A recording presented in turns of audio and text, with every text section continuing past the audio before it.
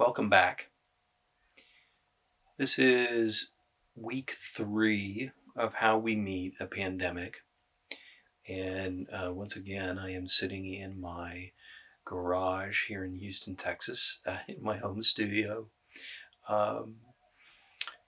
And have had yet another really rich week of conversations with students in the class. Many of you who have participated in the conversations via Zoom have really enriched my reading of this book and my experience of this time in our shared lives.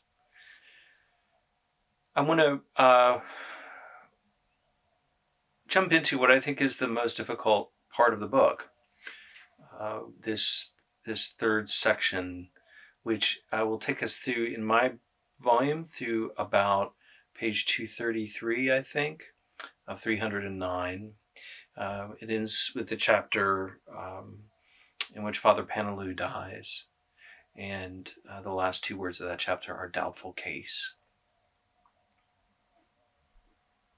I want to start these reflections here today with a direct quote from the text fairly early in this section. Camus moves into part 3 of the book, where it's just a long reflection on the collective experience of the plague, and without a heavy reliance on any one character's experience.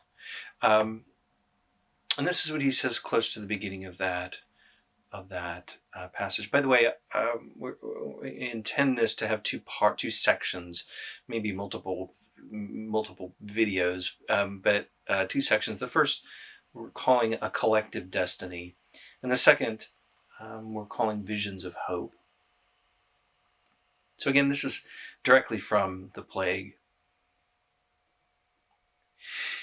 He writes, "No longer were there individual destinies, only a collective destiny made of plague and the emotions shared by all. Strongest of these emotions was the sense of exile and of deprivation, with all the cross currents of revolt and fear set up by these." This is page 167 in my edition. So this is a pretty pithy passage. I'm going to take just a little bit of time to unpack it. So we are living in a moment when, to some extent, the majority of people living on this planet, the great majority of people living on this planet, are being threatened by the same illness. And to some degree, we are aware of our mortality through a very specific means, which is COVID-19. I was struck this week by the United Nations. Well, a couple of things. One is that there was an official here, and recording this on the 5th of April. There's a government official, I don't recall who called this coming week our Pearl Harbor.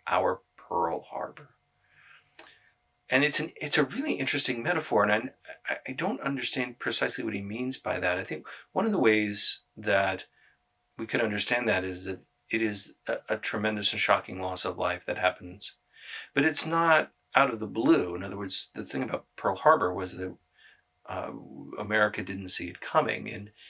And in our case, we do see it coming. There are plenty of models predicting what will happen over the course of the next week. None of us know for sure, or the coming weeks, rather. But that martial, that sort of World War II metaphor, is popping up in other places as well. So the United Nations Secretary General this week talked about the COVID-19 pandemic as being the greatest global crisis since World War II. And I have actually some thoughts about that, which I may or may not get to. I have my own kind of experience of that. It is very interesting that we are invoking these martial metaphors to describe what we're facing right now. It is certainly true, or we hear again and again, that people who have underlying health conditions like hypertension and diabetes and autoimmune issues and pulmonary issues, that their risk is higher than those of others, and that as people age, they accumulate more of those underlying health conditions. But people of all ages and of all health backgrounds have perished, have died of this virus. So that is a part of our common experience. We might ask a little bit more about what's common about the experience.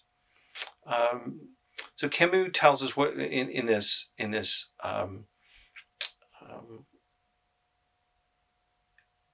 quote, he says, a collective destiny made of plague and the emotions shared by all. And he outlines then in the rest of the passage these, what we say maybe are 4 emotions or fundamental human experiences.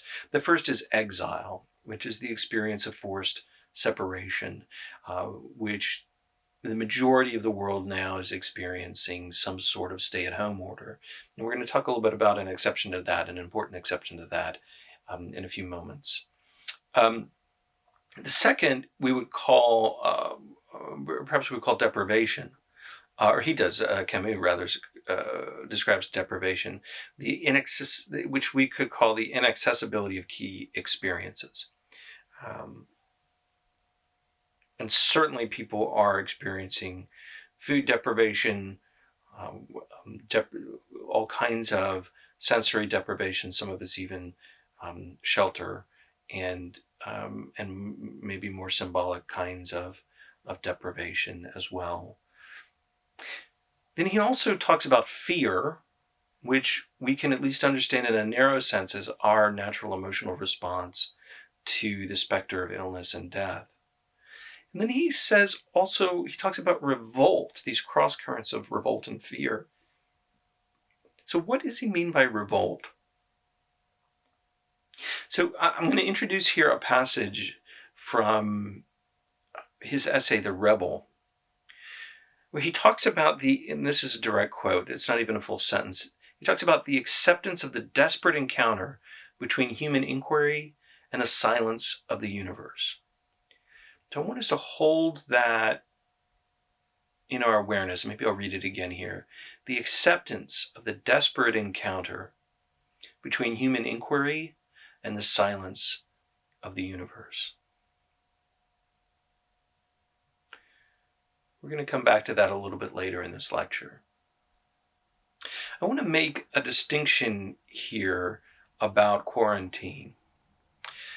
There was a piece, I'm not sure where I encountered it over the course of the last week. It was certainly a reputable publication that described how much of a gap there was between the time that the middle and upper classes in the United States began social distancing and the working poor began social distancing. And it was a matter of just opportunity and economic feasibility. So its natural outcome will be that the upper class and the middle class are more protected from the pandemic than the working poor. And we can take this a step, and should take this a step further in our imaginations, to understand that the poorest parts of the world are wildly denser than New York City. Right now, New York City is the center of global imagination about the pandemic because it is the place where the death rate is highest and the greatest number of cases are. But a place like Manila in the Philippines, the population density is 4 times that of New York City. And in the poorest areas of the world outside of the United States, the density is even greater than that, and the potential for catastrophic loss of life is greater as well. I speak that sitting in an air-conditioned home with my family. We have a grocery store 3 blocks away. We have a beautiful backyard, and we have parks nearby that I spent time in today. My experience of quarantine, of exile, of separation, and of fear is different. And as difficult as it feels, and as different as it certainly is from um, experience before. It is orders of magnitude easier than for much or most of the population of the earth.